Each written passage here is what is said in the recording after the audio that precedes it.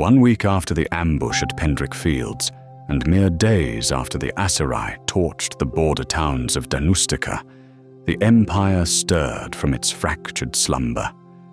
Calradia burned, not in one place, but many, and in the halls of Amitatys, in the heart of the Empire, 3 eagles gathered. For the first time since the Empire fractured, Lucon, Garios, and Rhagaea would be beneath the same roof, not for glory, not for conquest, but for survival. The marble corridors of Amitatys were silent, save for the echo of armored boots.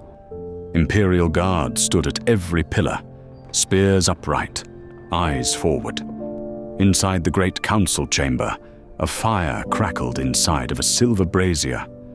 Garios of the Western Empire, adorned in his royal armor, sat patiently on the throne at the back of the massive keep. Lucon entered first, the warrior, proud and broad-shouldered, still smelling of dust and steel. He nodded to Garios but said nothing. Rhagaea was the last to arrive. The Empress. Clad in red and blue, she moved like a dagger sheathed in silk.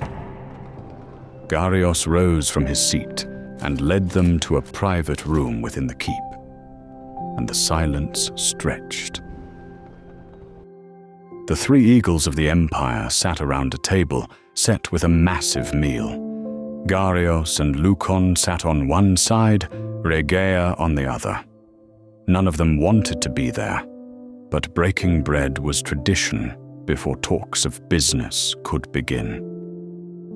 Rhagaea spoke first, calm, measured, but cutting. The wolves nip at our borders. The lions march through our fields. Do we still pretend 3 heads can rule one body? Lucon raised an eyebrow. We are not here for theater, Empress. Speak plainly. Garios slammed a goblet on the table. Plainly? The Aserai raid our towns while you two debate titles. The Vlandians are knocking at Epicrotea's gates.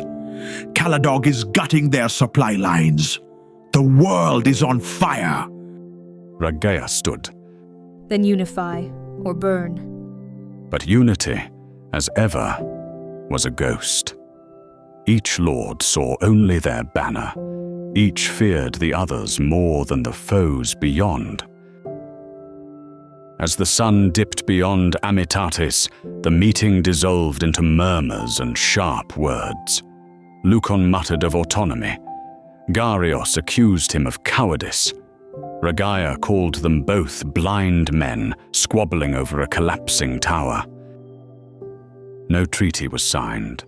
No oath was made. Wine was poured, not in celebration, but resignation.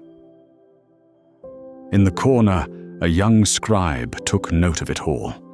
His ink-stained hands trembled slightly.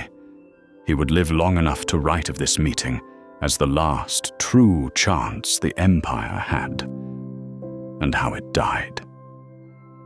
As the nobles departed under cover of dusk, torches flickered against the stone walls of Amitatys. The streets below murmured of war, of fear, of broken hope. Far off, beyond the city's glow, dust rose on the horizon. Battanian raiders, Aserai outriders, Vlandian scouts. The wolves were already moving, and the eagles still circling their own nest. At Amitatys, 3 crowns sat beneath one roof and found it too small. Where swords could not divide them, pride did. And so the Empire, once a beacon of order, sealed its own fate with silence and scorn.